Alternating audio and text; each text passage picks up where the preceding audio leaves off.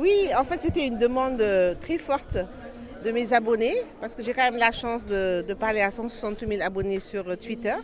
J'ai commencé il y a à peine quelques années, poussé par un jeune d'ailleurs, qui me disait qu'il fallait que je parle sur les réseaux. J'ai découvert le réseau en parlant à un peu tout le monde. Et après, je me suis dit, bon, des posts, c'est 120 mots, quoi, c'est pas beaucoup. Il faut parler d'une pensée, créer un débat, essayer de parler aux gens. Beaucoup de gens qui ne sont pas forcément bien dans leur peau. Et je me suis dit qu'il fallait faire beaucoup preuve de bienveillance aujourd'hui dans ce monde où tout va un peu dans tous les sens. Et je pense que j'ai une empathie pour parler aux gens avec des mots de tous les jours. Je suis d'abord communicante dans mon travail.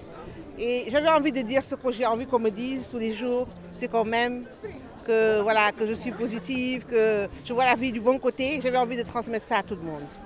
Et aujourd'hui, vous décidez, au-delà de ce réseau social, de coucher tous ces tweets-là, toutes ces pensées-là, tout ce ressenti-là dans un livre. Je voulais réconcilier la littérature avec les réseaux parce que souvent on dit que quand on est sur TikTok, on n'est pas sur autre chose. Moi je suis sur TikTok et en même temps je suis sur Tweet parce que je pense que l'humanité c'est une belle histoire qu'on partage tous. Tout le monde a les mêmes histoires d'amour, des fois les mêmes chagrins, des fois les mêmes galères de vie, des fois les mêmes préoccupations. Je me suis dit il faut juste qu'on ait une résonance de partout pour qu'on s'écoute un peu plus maintenant, qu'on se fasse un peu plus confiance, qu'on se tienne un peu plus par la main et qu'on revienne vers un monde où on n'est pas ennemis. On devrait apprendre à vivre ensemble.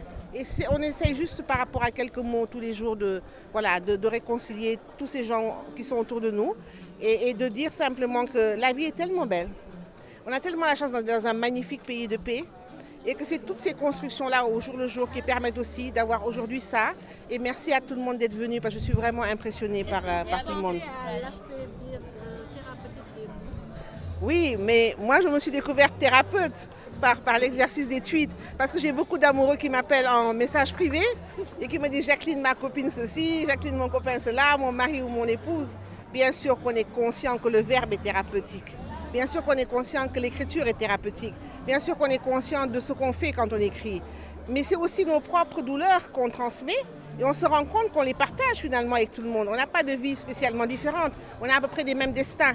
Et je pense que c'est ça qu'on réussit aujourd'hui à transmettre, c'est ce qu'on est, ce qu'on a envie qu'on voit qu'on est, et ce qu'on a envie de montrer aux gens, et ce qu'on a envie de leur montrer, c'est qu'on les sent dans nos vies et qu'on a envie de partager avec eux simplement un peu de bonheur au quotidien. C'est une première, on peut s'attendre à...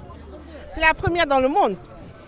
Parce que je ne pense pas qu'il y ait déjà eu un recueil de tweets, mais j'y ai pas pensé. C'est vraiment mes abonnés qui m'ont dit qu'il faut tout compiler. Donc bien sûr que je suis très heureuse de faire ça.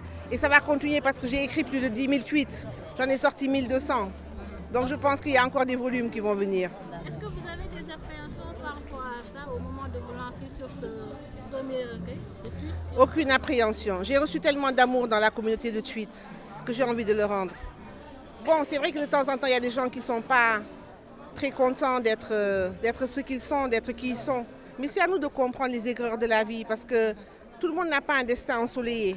Donc quand on a quelque chose à donner, quelque chose à partager, il faut le faire. Et moi, je le fais à travers la littérature et avec les mots de tous les jours. Merci beaucoup.